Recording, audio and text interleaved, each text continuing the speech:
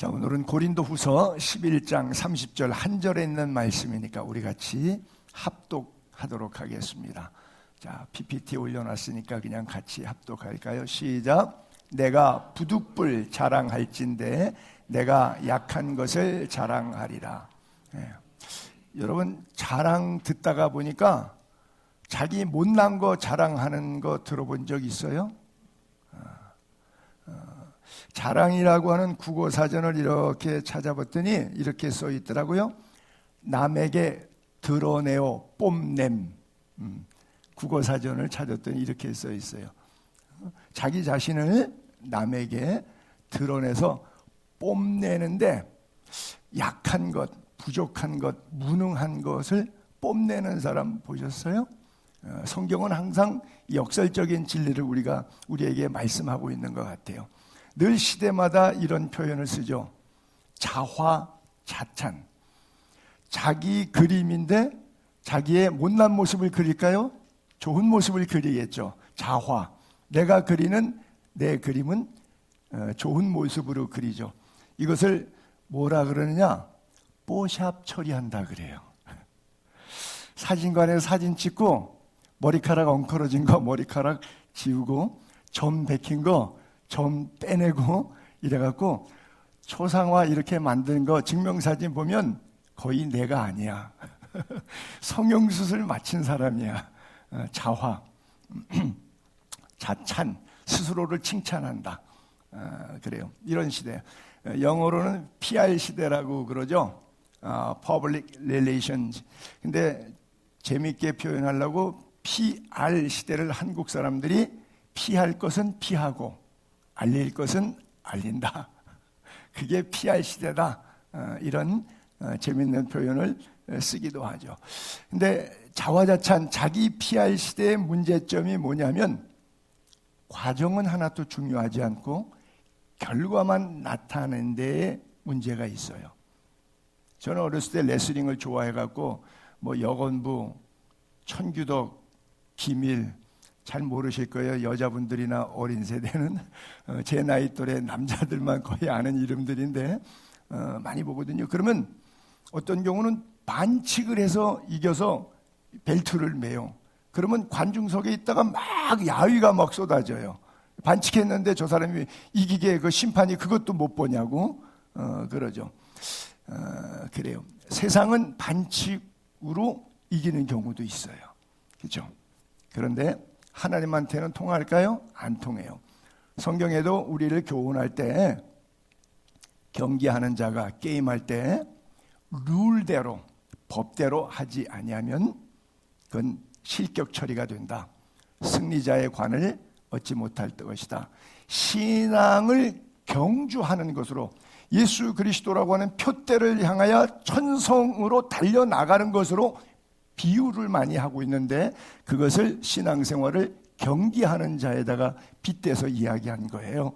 그러면 믿음 생활하는 자가 성경대로 살지 않았는데 죽어보니 지옥같이 그게 천국 갈 일이 있겠느냐라고 하는 말을 저렇게 우회적으로 표현한 그런 구절입니다. 그래서 오늘 본문은 내가 부득불 자랑할진대. 사실 자랑해봐야 소용이 없는 거예요. 아니 불자가 두 번 나와요. 얻을 득자가 있잖아요. 얻을 게 없다는 얘기예요. 이 얘기 해봐야 얻을 게 없다는 얘기예요. 그렇죠? 부득불 자랑해보겠다. 뭘 자랑하느냐? 약한 것을 자랑하겠다. 그래요. 사도 바울은 그래서 이렇게 표현하죠. 내게는 우리 주 예수 그리스도의 십자가 외에 결코 자랑할 것이 없다. 왜? 그리스도로 말미암아 세상이 나를 대하여 십자가에 못 박히고 나도 또한 나도 또한 세상을 대하여 십자가에 못 박은 자의 삶을 살겠다라고 하는 거예요. 여러분들의 신앙생활을 점검하면서 말하는 거, 시간 쓰는 거, 돈 쓰는 거, 이웃과 사회와 가족과 모든 인간관계 속에서 예수님 십자가에 못 박듯이 그런 못 박힘 받은 삶을 살고 계십니까? 내가 죽고 내 안에 그리스도가 살아서 이제는 십자가로 내가 한 몸을 이루어서 죽은 자의 삶을 살고 계십니까? 안 그러면 내가 버젓이 살아가지고 나 에고이즘 속에 내 중심적으로 살아가고 계십니까?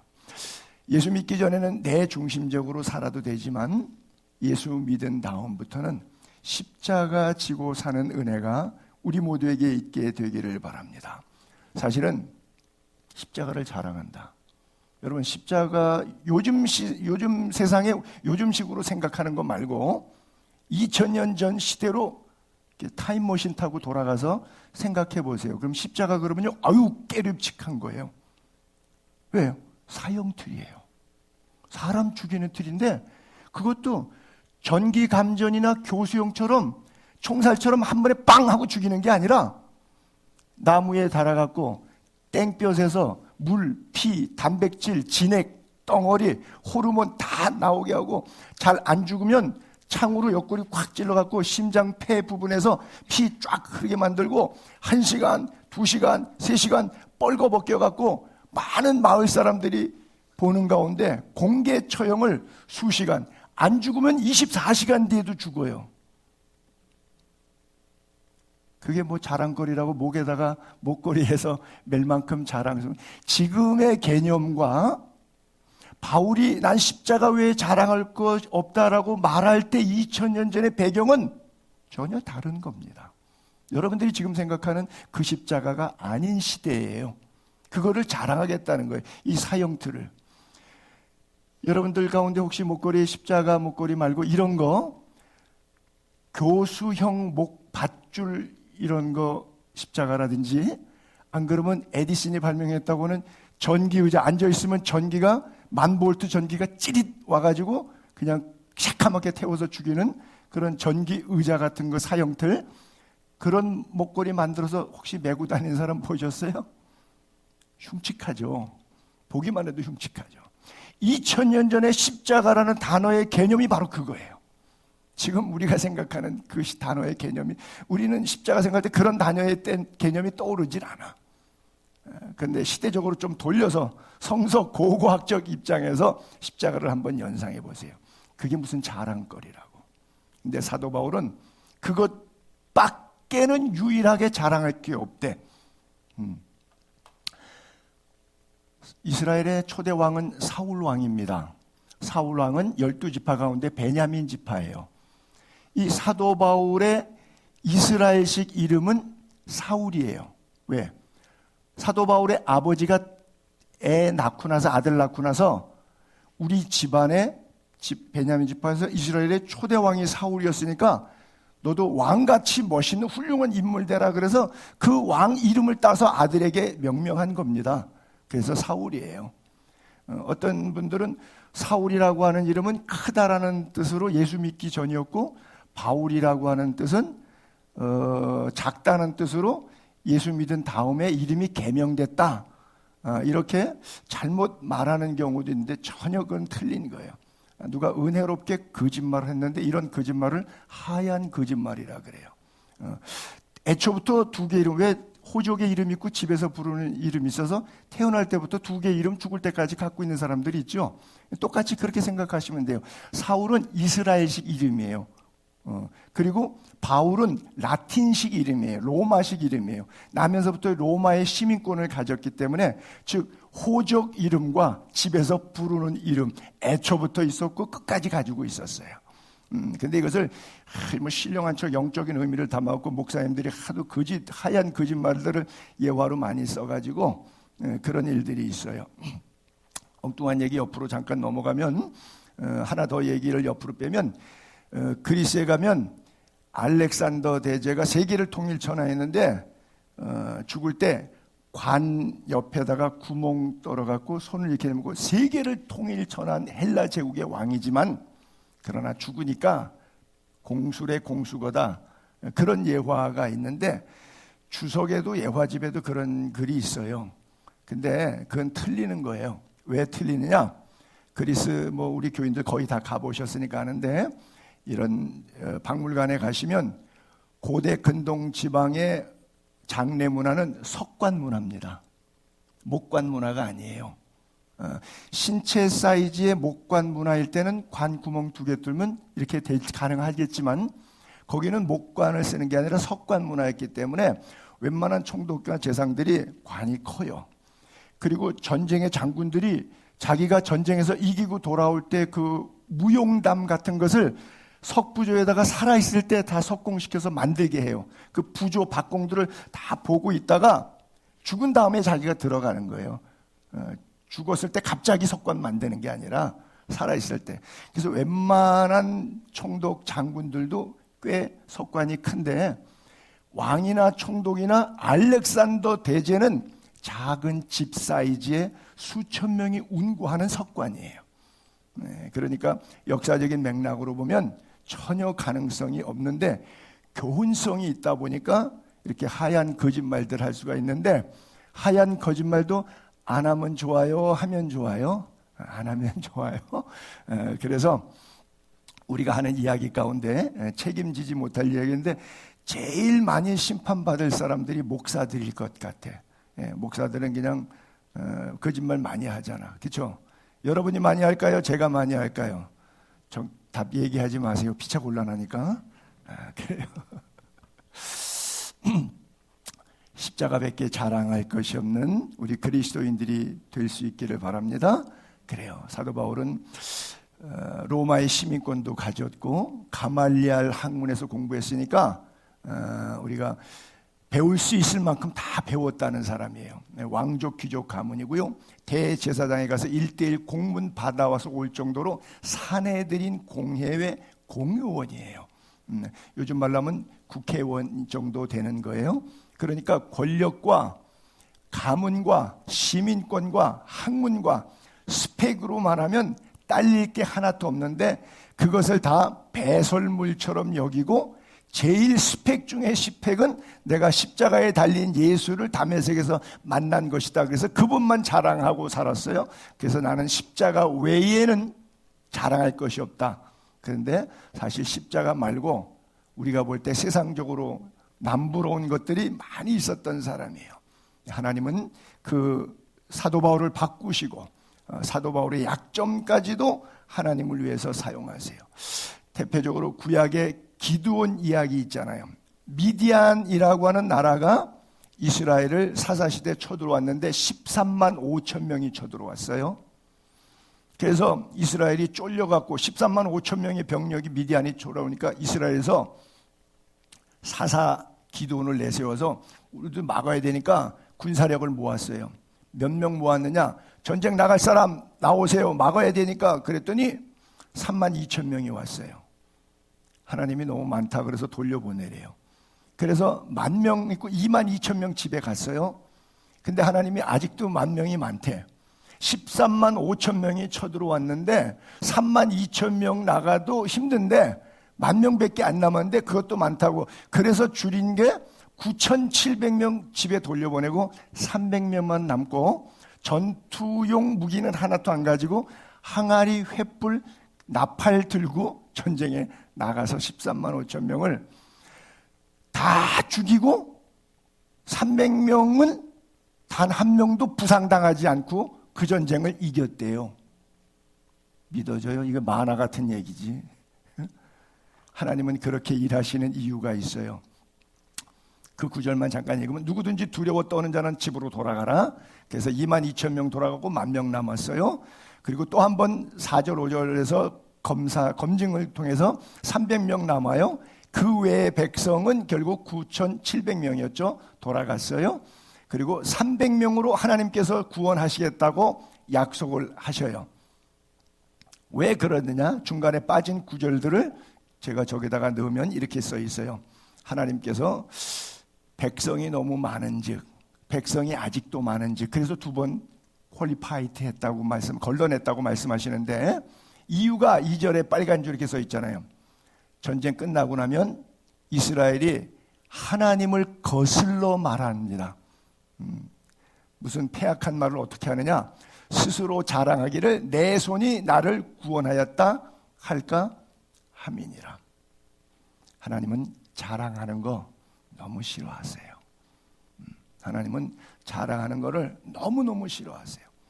그래서 13만 5천 명의 미디안 병력이 나왔는데 나누기 300명 하면 일당 450명씩 싸워서 한 명이 450명씩 싸워서 죽여야 되는 시절이에요. 상대방이 무기 없고 나는 기관단총 가지고 싸우는 게 아니고 상대방은 막강한 화력을 갖고 오고 나는 항아리하고 횃불, 나팔만 들고 그러고 싸우는데 한 사람이 450명을 이겨요. 300명이 13만 5천 명의 군대를 이길 수 있어요? 그것을 왜 자꾸 추리신다고요? 누가 아무리 생각해봐도 하나님의 은혜다 이거는. 여러분들의 삶에 이런 고백이 있었으면 좋겠어요. 내가 돈 있었으니까 이렇게 살았지. 그만한데 건강하니까 내가 이렇게 살았지. 인정 안 하겠다는 건 아니지만 여러분들의 마음속 깊은 곳에서부터 이제껏 내가 산 것도 주님의 은혜라. 그렇죠? 하나님이 건강도 주셨고 하나님이 물질도 주셨고 하나님이 일자리도 주셨고 모든 것이 내가 지은 건 죄밖에 없지만 하나님의 은혜로 나를 오늘까지 살게 하셨다. 내 자랑은 십자가밖에 없다. 사도 바울이 약할 때 느껴졌던 그 놀라운 강함, 그 강하고 담대한 믿음, 오늘 이 시대에 우리 사랑하는 성도님들 모두에게 있기를 바랍니다. 하나님은 자랑을 싫어하시는데 구약의 예레미야를 통해서 이런 말씀을 하시더라고요. 예레미야서 9장에 여호와께서 이같이 말씀하시되 지혜로운 자는 자기가 지혜 있다고 자랑하지 말라.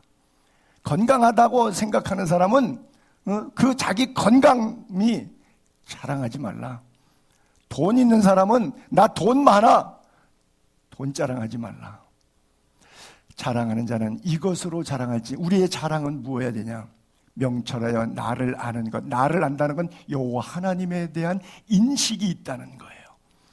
나 여호와는 어떤 하나님으로 알고 있느냐? 우리가 하나님을 알 때 어떤 하나님은 사랑의 하나님, 정의의 하나님, 공의의 하나님을 이 땅에 베풀고 계신 하나님이라고 하는 것을 깨닫게 되는 것, 이게 참된 지혜와 지식이라고 하는 것, 그게 자랑거리라고 하는 거예요.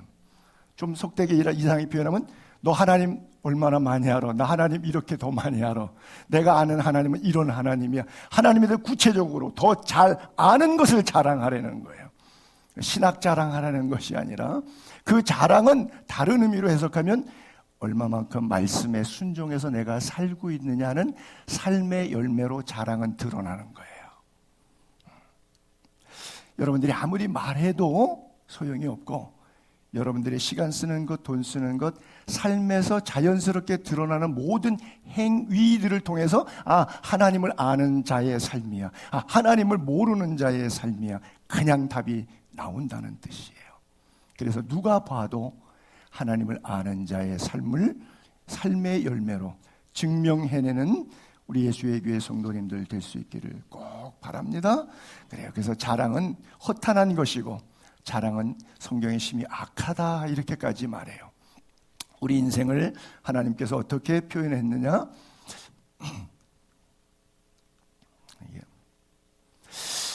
내일을 너희가 알지 못하는도다. 너희 생명이 무엇이냐? 너희는 잠깐 보이다가 없어지는 안개니라. 이제도 너희가 허탄한 자랑을 자랑하니 그러한 자랑은 다 악한 것이라. 지지난 토요일 날 우리 김장로님하고 김진영 이사님 부친상 때문에 김천에 내려갔어요. 내려갔다가 올라오는데 김장로님 네 분하고 우리 넷이서 이제 차 타고 올라오는데 제가 운전을 했거든요. 김장로님의 시력이 밤에는 좀 안 좋으셔서 내가 맡길 수가 없어서 내 생명을, 그래서 제가 운전했어요. 그래서 오는데 칠흑같이 깜깜하던데 밤 12시쯤 올라왔으니까 그날 안개가 얼마나 꼈는지 몰라요. 앞이 안 보여요. 그러니까 속도를 줄여야 되는데 거의 속도를 안 줄이고 100km를 계속 가니까 옆에 있는 세 분이 불안히 고혈압 200까지 올라가셨어. 우리 김장로님은 목사님 천천히 갑시다 말도 못하고, 제가 목사니까 뒤에 있는 서원사님은 목사님 보이세요? 보이세요? 속도를 줄이란 말을 못하고 보이세요? 앞이 보이세요? 너무 재미있었어요? 목숨을 건 재미이기 때문에 그런 재미는 좋은 거 아니에요? 근데 그 구간에 한 3분, 5분 조금 지나니까 다시 확 열리더라고. 그냥 정상적으로 보여요. 그게 인생이라는 거예요. 한 경점 지나가듯이 있다가 사라지는 안개와 같듯이 100년을 살아도 그렇잖아요. 여기 80이 넘으신 분들 생각해 보세요. 아마 8년 정도 산 것 같은데 80년 지났대. 이렇게 된 거예요. 인생이 이게예요. 근데 뭘 그렇게 자랑할 게 많아가지고. 사실 자랑 뒤편을 까보면 그 자랑이 있기까지 얼마나 남에게 못된 짓을 많이 하고 얼마나 거짓말을 많이 했는지가 다 숨어 있는데 부끄러운지도 모르고 그걸 막 자랑하고 떠드는 거예요. 그래서 허탄하다 또는 악하다 이렇게 말하고 있는 거예요. 정말 예수 믿고 보니까 십자가 외에는 자랑할 게 없고 주님밖에 의지할 게 없는 거예요. 내가 육체의 삶에도 경제 삶에도 인간관계의 삶에도 의지할 것이 예수 그리스도 한 분밖에 없는 거예요. 문제가 많지만 그 모든 문제의 답, 키, 열쇠는 하나예요. 오직 예수예요. 그 외에는 답이 없는 거예요. 예수 없이도 밥 먹고 일생 살다가 죽으면 그런 인생을 살 수는 있겠지만 인간의 육체가 다가 아니기 때문에 여러분 안에 있는 영혼의 음성, 하나님의 음성을 꼭 들을 수 있게 되기를 바랍니다. 안타까운 것은 목사가 아무리 설교해도 하나님의 시간 안에 여러분들의 가슴을 주의 성령이 열어주시고 성령이 여러분들의 고막을 열어주시지 아니하시면 말씀과 설교가 들리지 않는다고 하는 비극, 그 아쉬움과 안타까움이 늘 설교하는 목사의 가슴에 남아있어요. 들릴 수 있는 은혜를 주의 성령이 여러분들에게 주시기를 바랍니다. 믿음은 믿음으로 말미암아 생기는 거니까 그 믿음은 전적인 하나님의 은혜와 선물이라고 그래요. 지난 화요일날도 또 요즘엔 제가 계속 장례식 한 주간 안에도 한 2차례 장례식을 또 다녀왔는데 충남 홍성에 제가 목회했던 교회 집사님이 75세 되신 분이 폐암 15년 차에 돌아가셨어요. 그래서 화요일날 홍성에 장례식을 갔다가 왔는데 그 안수 집사님이 한 50대 때 제가 있을 때는 좀 50대니까 아직 젊을 때죠. 부인은 열심히 교회 나오세요.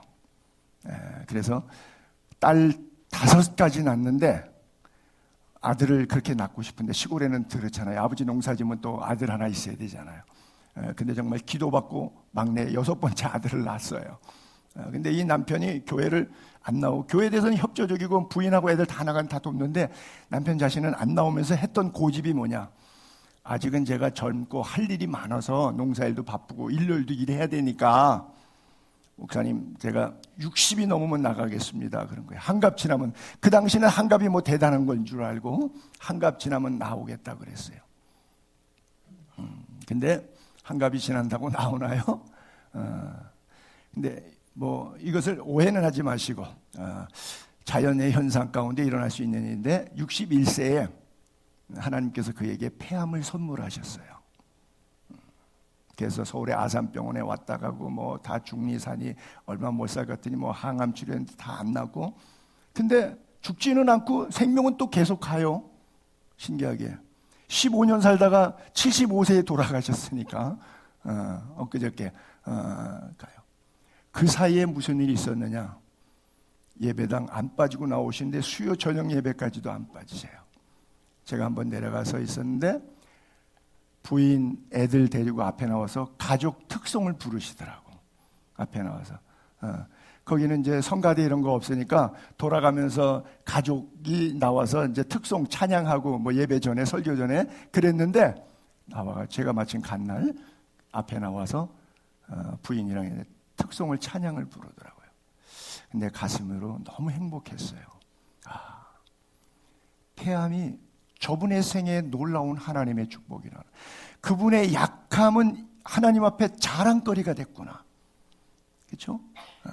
그래서 나는 여러분들에게 주어지는 모든 상황 속에서 여러분들이 마음에 안 드는 부분들은, 여러분들을 약하게 만드시는 부분들은 여러분들을 더 강하고 거룩하고 멋지게 만드시기 위한 하나님의 계획과 섭리고 축복의 과정이다, 이렇게 받아들이셨으면 좋겠어요.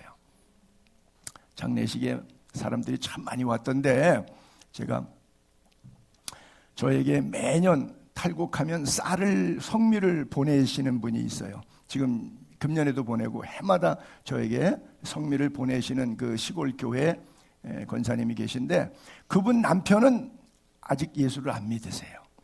저에 대해서 상당히 오고지. 그분 작년에는 이제 어머님이 돌아가서 제가 장례식에 갔다 와서 상 주니까, 맞상 주니까 인사도 하고, 그래서 저에 대한, 목회자에 대한 리스펙트는 있는데 교회는 안 나가세요. 제가 이번에는 강력하게 좀 전도했습니다. 마침 장례식장에서 만났길래 그분하고 사촌 관계가 돼서 거기 와서 술 한잔 하시고 계시더라고요. 그래서 제가 강력하게 전도했어요. 제가 매년 성미를 받아 먹으니 이제 성도님이 되셔야만 한다고. 그래서 제가 계속 기도하고 있는데, 내 기도를 하나님이 안 들어주신 적이 없는데 기도의 범위 안에 들어와 있으니까 꼼짝마.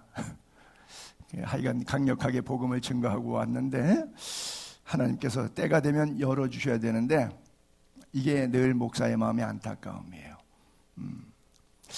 기회가 있을 때, 복음을 들었을 때 그 복음을 믿고 주님을 영접하고 하나님을 믿기로 결단하고 주를 위하여 살았으면 좋겠는데, 하나님 때가 아니면 그 영혼이 가슴을 열고 주의 말씀을 받지 않더라고 하는 것이에요. 그래서 하나님께서 말씀하셔도 못 알아들으면 그 사람의 상황 속에서 고난이라고 하는 선물을 주셔요. 그 여러분 잘 아시다시피 고난당하기 전에는 내가 잘못 살았다, 이제는 성경대로 살기로 결정했다. 왜? 고난 때문에. 똑같은 말이 반복되죠. 고난 안 당했으면 내가 내 잘난 줄 알고 내 자랑으로 살다가 지옥 갈 뻔했는데, 고난 당했기 때문에 내가 이익 봤다. 고난이 손해가 아니라 고난이 이익이 되는 거죠. 왜? 그로 말미암아 내가 주님의 뜻을 깨닫고 배우고 알게 되었기 때문에 천국 갈 수 있어서 그래요. 하나님의 말씀의 능력이 어떤 거예요? 성경은 완전해서 영혼을 소생시킵니다. 성경은 확실해서 우둔한 사람을 지혜롭게 만듭니다. 성경은 정직해서 마음을 기쁘게 합니다. 성경은 순결해서 영적인 눈이 밝아지게 만듭니다. 성경은 정결해서 영원까지 우리의 생명을 천국까지 견인해냅니다. 성경은 진실하기 때문에 모두 의롭습니다. 이 성경이 여러분들의 성경이 될 수 있기를 바랍니다. 여러분들의 삶이 될 수 있기를 바랍니다. 그래요. 여러분, 이 구절 한번 묵상해 볼까요? 하나님의 말씀이 금, 곧 많은 황금 덩어리보다 더 사모할 것. 주식, 증권, 금괴 사고, 외환, 환치기 사고, 뭐 경제, 금융에서 이런 거 많이 하잖아요. 그런데 그 골드바, 엄청나게 많은 골드바를 가질래 그거를 사모하는 것보다 성경을 더 사모한다. 현실적으로 어려운 얘기죠. 그렇죠? 성경이 얼마나 사모할 만큼 so sweet, 달콤하냐? 꿀, 송이꿀보다 더 달게 느껴집니다. 성경이 천천금은보다 더 좋다. 그래요? 이거를 그런가 안 그런가를 손 들어서 점검에 한 사람씩 할까요?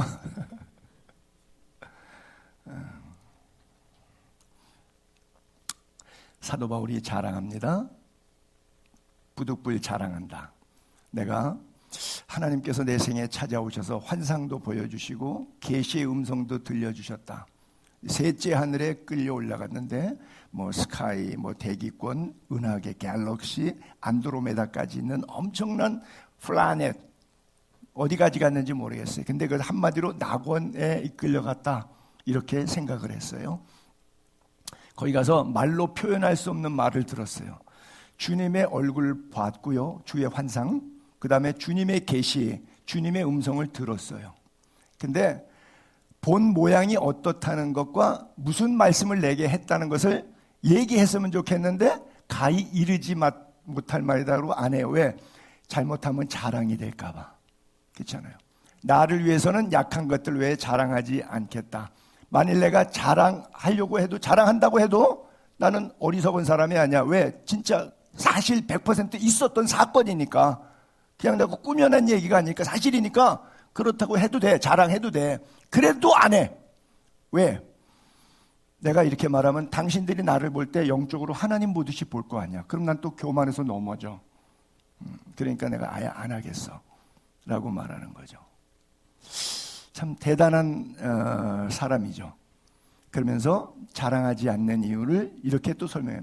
내가 여러 음성을 많이 들었는데, 지극히 큰 것 너무 많은데 자만하지 않게 하시려고, 너 바울 까불지 마 라게 하시려고 하나님께서 내 육체에 가시, 사탄의 사자를 주었어요. 왜? 그렇지 않으면 자만할까 봐. 그 고난이 유익이라는 게 바로 그런 거예요. 그래서 내가 이거 고난 좀 없어, 하나님 이 고난 좀 없게 해주세요 막 기도했는데, 3번이나 기도했는데 하나님께서 아니야, 내 은혜가 너한테 만족하다고 깨달아, 이렇게 말씀하신 거예요. 내 능력이 약한 것 같지만 그 속에서 온전함을 인지하게 돼. 도리어 그래서 네가 기쁨이 회복되어지고 여러 약한 것들을 오히려 네가 자랑할 수 있게 되리니, 바로 저 구절 때문에 부득불 내가 약한 것을 자랑한다라고 말한 거예요, 바울이. 그래서 약함을 자랑한다는 거예요.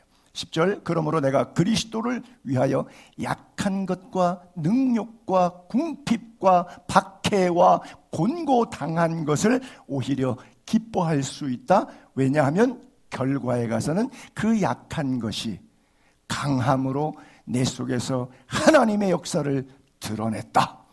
그래서 오히려 나는 그것이 더 자랑스럽고 프라우드하지, 내가 드러나고 내 정체성이 드러나, 내가 누군데, 내가 목사인데 이것을 드러낸 것이 아니라, 내가 약하고 목회자가 암 걸려서 설교도 서서 못하니까 힘들어서 앉아서 설교하면서도 그 또벅또벅 발음도 시원치 않게 설교하는 그 설교를 통해서 목사는 사람들이 볼 때 아유 목사 이렇게 찌질이야, 아유 저렇게 난 교회 옮길까봐 이렇게 할 정도로 목사가 더 약해지고 또 안 좋은데도 불구하고 그 속에서도 목사를 통해서 하나님의 능력이 나타나서 성도들의 삶의 윤택함을 얻게 될 때 역시 하나님은 살아계신 하나님이라는 느끼게 되니까, 나는 내 육체에 가시가 있고 사탄의 사자가 나를 힘들게 해서 정말 이렇게 하고 싶지 않다, 난 좀 더 그리스도 안에 자유롭고 싶다고 기도를 해도 그 기도가 응답이 안 되는데, 이 모양 이 모습으로 사용해도 하나님께서 이 속에서, 내 약함 속에서 하나님의 강력한 역사를 드러내는 것 때문에 나는 기쁘다. 진정한 기쁨이 그 기쁨이에요.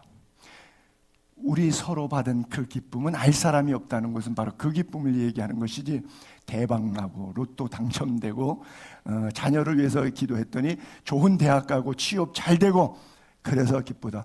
그럼 그거가 안 될 때는 슬퍼지겠죠. 그렇잖아요. 돈 떨어지면 슬퍼지겠죠. 자녀 잘 안 되면 슬퍼지겠죠. 네. 잘 되는 것을 기도 응답의 기쁨이고 하나님이 함께 하시는 결과물로 보았기 때문에 그 반대 현상이 올 때는 내 안에 하나님에 대한 믿음과 인식이 사라질 수밖에 없는 것이죠. 그것은 장사하는 것이지 예수 믿는 게 아닌 거죠. 사울의 모습을 이렇게 볼게요. 사울이 위협과 살기가 등등 해갖고 다메섹으로 올라가서 예수쟁이 잡아 죽이려고 했어요. 근데 그 다메섹 도상에서 정오의 강한 빛 속에 3일 동안 장림되고 금식하고 아나니아의 안수기도로 눈의 핀을 벗어지면서 사명자의 길을 걸어가기 시작하는데, 즉 주님 만나기 직전의 모습을 성경은 사울이 위협과 살기가 등등한 사람. 그런데 주님 만난 다음에 바울은 다메섹에서 이런 해프닝이 벌어져요. 그의 제자들이 밤에 사울을 광주리에 담아 성벽에 달아내려 야밤도주 시켰죠. 왜? 다메섹에서 아레다 왕의 고관이 사도 바울을 잡아서 죽이려고 다메섹 성을 지키고 있으니까, 성문을 지키니까 할 수 없이 제자들이 광주리에 태워갖고 앞쪽 창문으로 성벽에다가 바구니 드러내려서 영화에서 보는 것처럼 간첩 스파이 몰래 빠져나가시 도망갔어요. 여러분, 다메섹이라고 하는 곳에 갈 때 말 타고 의기양양해서 부하들 데리고 쫙 가던 사도 바울이 주님 만난 다음에 인생 쫑나버렸어요. 부하도 없죠. 말 타고 의기양양 살기 등등한 거 자신감 하나도 없죠.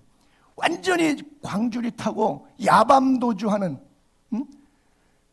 말 타고 부하 데리고 가던 사람이 광주리 타고 야밤도주하면 어떤 마음이겠어요?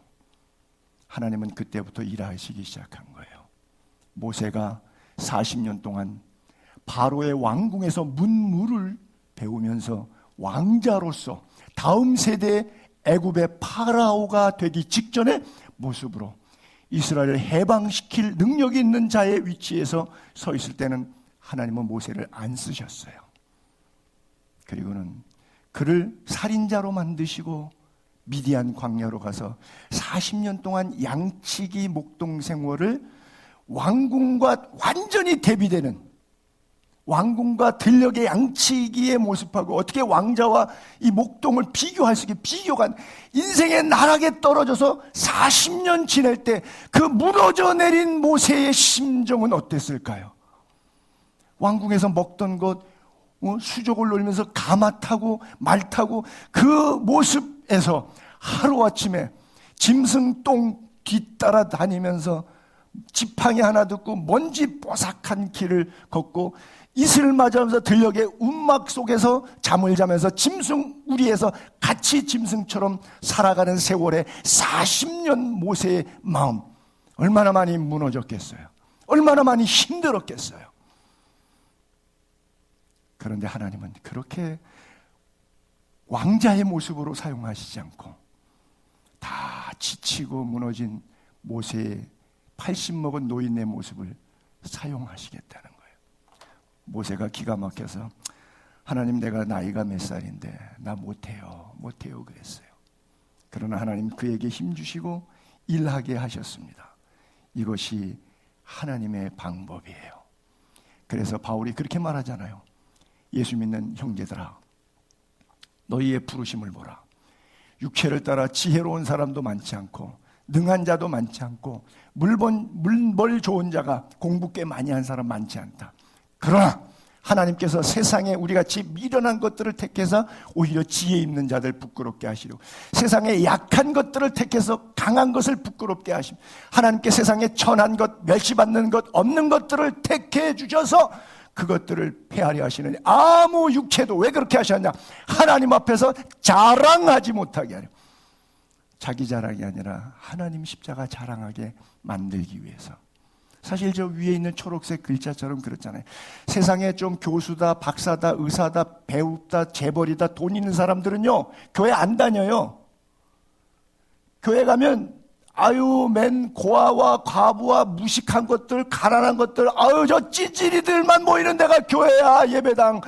나같이 박사가, 나같이 돈 있고, 나 같은 재벌이, 나같이 사회적인 지위와 권력 있는데, 내가 왜 저런 찌질이들 속에 들어가나? 안 들어가. 현실입니다. 바울이 그렇게 썼잖아요. 너희의 부르심을 보라. 찌질이들이다. 그러나 하나님은 찌질이들을 통해서 하나님의 역사를 이루어간다. 아무 육체도 하나님 앞에서 자랑하지 못하게 하려 하심이니라 그랬어요. 마지막, 자랑하는 자는 주 안에서 자랑할지니, 옳다 인정함을 받는 자는 내가 나에게 스스로 옳다, 셀프 면죄부, 자기를 칭찬하는 것이 아니라 오직 주님이 칭찬하실 때 그가 정말 정령 옳은 사람일 거예요. 여러분들은 어떻습니까? 약할 때 강함 주시는 주님의 은혜로 어떤 장벽 속에서도, 어떤 장애물 속에서도 변치 않는 믿음으로 승리하고 나아가서 나중에 주 앞에 섰을 때 착하고 충성된 종이라 일컬음 받는 사랑하는 예수에게 모든 성도님들 될 수 있기를 주님의 이름으로 축복합니다.